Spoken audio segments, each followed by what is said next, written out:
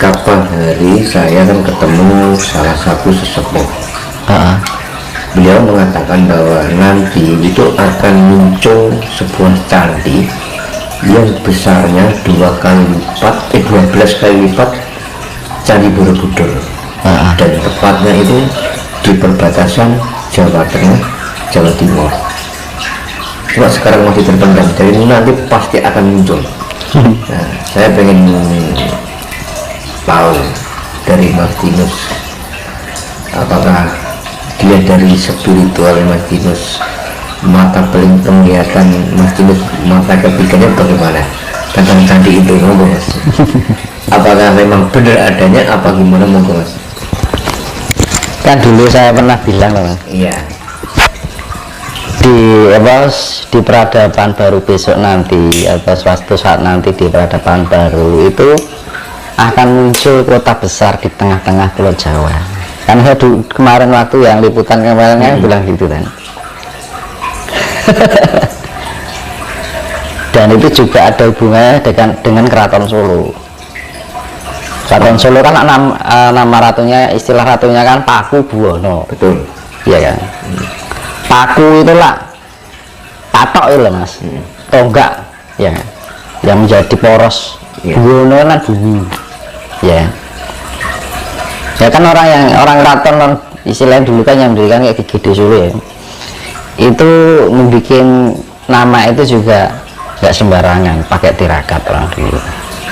Dan posisi Keraton Solo itu tengah-tengah pas antara Merapi dengan Lawu.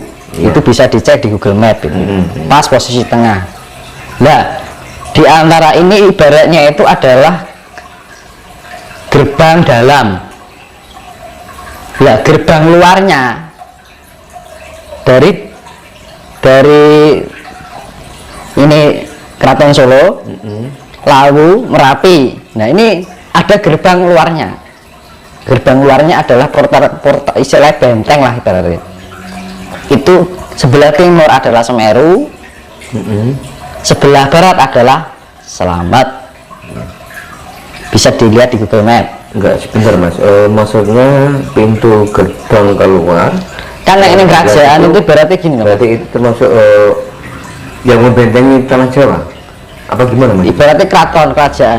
Keraton itu kan mesti ada pintu luar, tugu luar, tugu dalam, ya kan? Baru masuk keraton kan, konon. Iya. Ya seperti itu.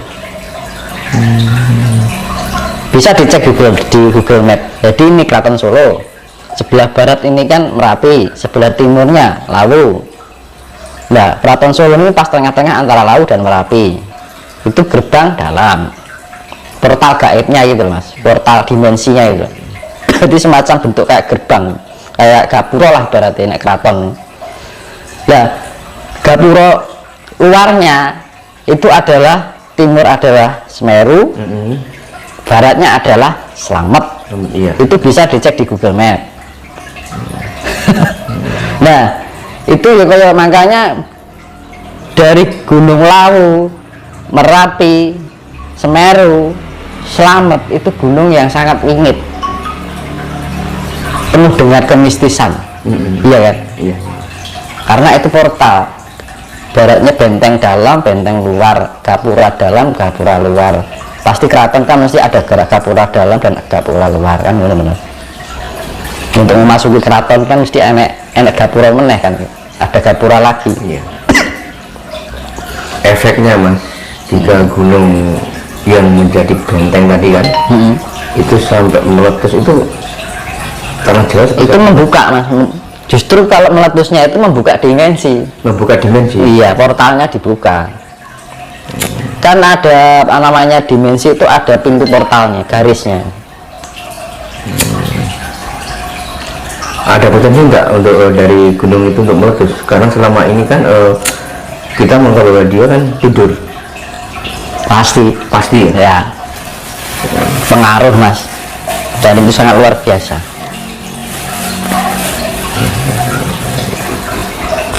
Puncak tertinggi di Pulau Jawa lah Semeru harus Selamat. Iya, itu benteng itu. Gimana lihat di Google Map itu loh.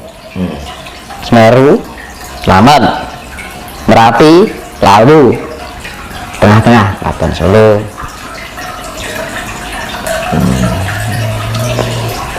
Karena seperti saya bilang dulu, Solo ataupun area Lawu ini adalah peradaban manusia pertama yang namanya Meganthropus paleojavanicus, ya kan. Mega besar, Anthropus itu manusia, Paleojavanicus ras Java, ukurannya besar, manusia ukuran besar, ya kan? Ditemukan di Trinil, ya kan? Terus lebih muda lagi yang si Erectus. Jadi Erectus itu lebih muda dari Meganthropus, ya kan? Pithecanthropus Erectus, ya kan? Pithecanthropus manusia kera Erectus ya ditemukan di Trinil, di pesisir Bengawan Solo, di Ngawi bagian barat. Itu juga kaki gunung Lawu, ya kan. Terus Pithecanthropus mojokertensis yang ada di Gunung Penanggungan, dekat kaki gunung Penanggungan Mojokerto. Makanya di sana banyak situs juga, Iya. kan itu.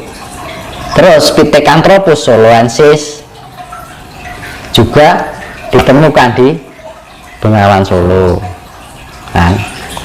Terus lebih muda lagi Homo sapien itu kan manusia purba yang sudah cerdas, tingkat IQ-nya sudah berkembang gitu kan. Nah, Homo terbagi menjadi 3. Homo wajakensis ditemukan di daerah Wajak, kaki gunung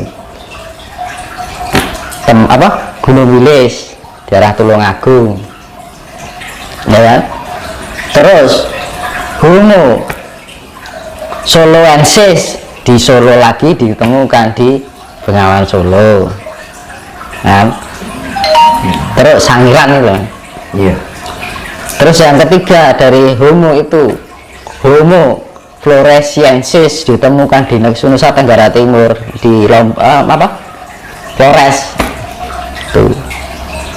Dulu kan antara Nusa Tenggara Timur, Lombok, Bali, Jawa, Sumatera itu kan gandeng, jadi satu daratan. Makanya kan jadi itu kan nanti peradaban dunia itu ada yang namanya sistem 5 benua. Sistem 5 benua. Wah, itu maksudnya bagaimana, Mas? Bisa dijelaskan sedikit, Mas? Sistem 5 benua itu ya, di dunia ini ada 5 ras. Ya, 5 ras itu kan ras Asia. Asia itu pusatnya ya di Jawa ini, ya kan? Iya. Pertama, jadi wong Asia itu ini wong Jawa.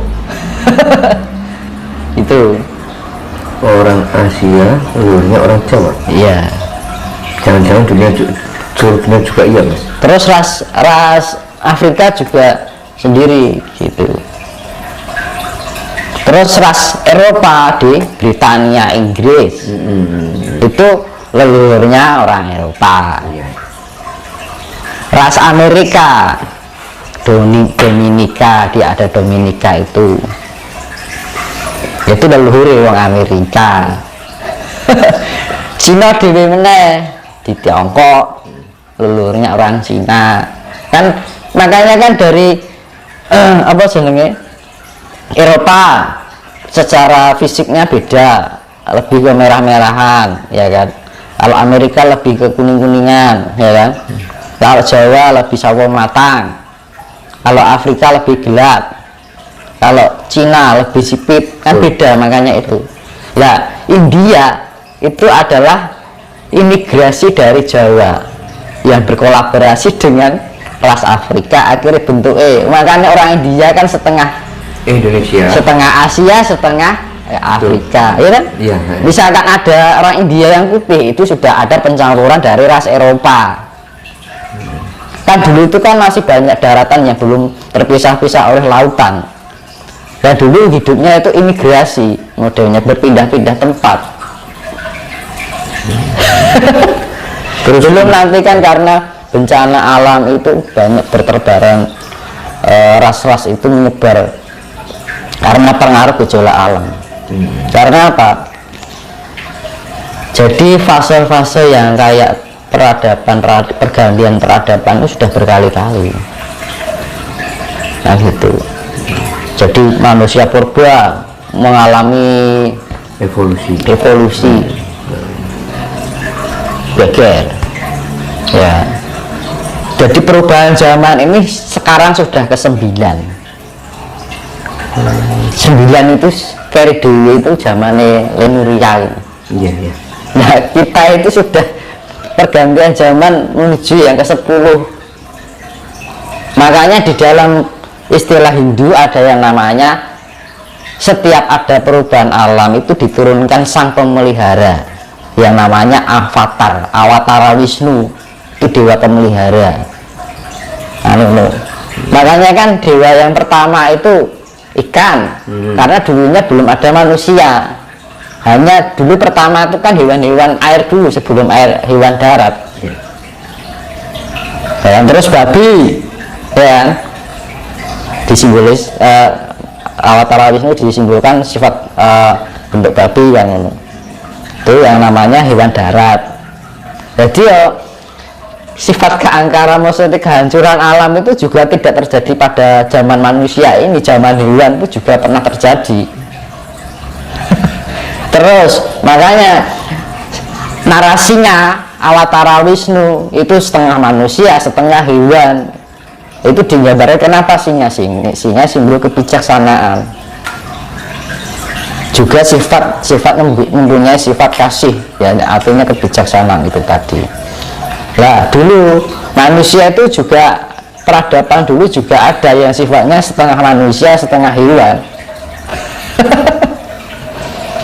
Nah itu makanya pergantian peradaban ini sudah dulu ibaratnya di zamannya Lemuria dan Atlantis itu sudah pergantian yang ke-9 dan ke-10 yang ini.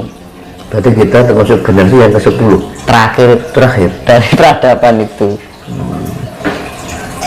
Dan nanti Gusti Allah nyetak apa meneh kita bukan urusan kita ya. Tuh. Kita berpikirnya sekarang zaman kita aja. Itu awat, makanya yang diarani kalki awatara ya gitu Mas. Awatara Wisnu yang ke-10 itu yang terakhir. Mulai diarani Anoman gitu Mas. Anoman itu kan di dalam kisah pewayangan itu kan melambangkan itu pertama berdirinya peradaban manusia dan mati ini Anoman ini nganti sampai peradaban manusia. Jadi kalau di dalam pewayangan ini Anoman gak bisa mati Mas. Mati ini entek peradabannya manusia. Jadi di dalam pewayangan ada cerita istilahnya Anoman Maneges ya, Mayangkoro itu menemui sang yang menang, ya kan, bertanya, saya hidup sudah berkian-kian abad dan gitu kan wayang itu kan si lokal sebenarnya, yang makanya wayang di asini ki ngumpuli hitak kan, bisa menceritakan awal kehidupan sampai akhir kehidupan peradaban manusia. Wayang itu nah itu luar biasa leluhur kita itu ngerti sak durunge minara sing gawe wayang. Nah Anoman itu menghadap sang yang menang, bertanya Maneges, kapan Anoman bilang saya itu hidup sudah bertahun-tahun abadnya gitu kan, berabad-abad gitu kan.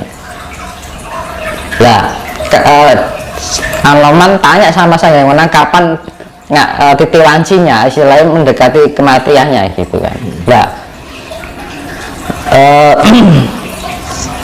sang yang menang itu bilang, nek orang Jawa bilang di pewayangan sok titik lancine mongso yang wis entek titik lancine kan, ibaratnya akhir hayatnya itu yang wis ana tondo Pandhawa kaping 6.